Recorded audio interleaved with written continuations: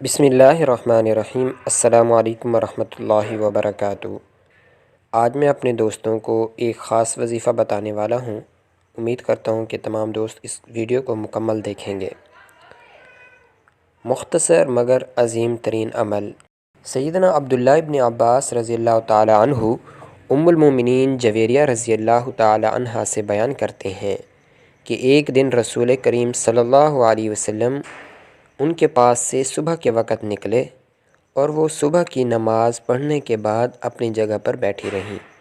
رسول اللہ صلی اللہ علیہ وسلم چاشت کے وقت واپس تشریف لائے تو وہ ابھی تک اسی جگہ بیٹھی ذکر اذکار میں مصروف تھیں۔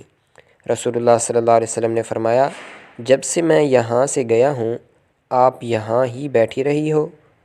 میں نے عرض کی، جی ہاں رسول اللہ صلی اللہ علیہ وسلم نے فرمایا، تمہارے پاس سے جانے کے بعد میں نے صرف 4 کلمات 3 مرتبہ کہے ہیں۔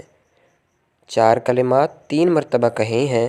اگر تمہارے آج کے تمام اذکار کا ان سے وزن کیا جائے تو وہ ان تمام سے زیادہ وزنی اور ثواب میں زیادہ ہیں۔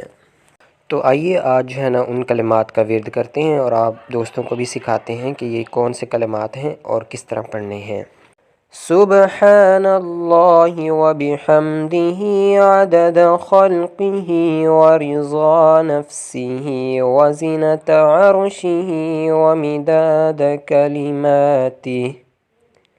ان کلمات کو 3 مرتبہ ادا کرنا ہے۔ سبحان اللہ وبحمدہ عدد خلقہ ورضا نفسہ وزنة عرشہ ومداد کلماتہ۔ سبحان اللہ وبحمدہ عدد خلقہ ورضا نفسہ وزنة عرشہ ومداد کلماتہ۔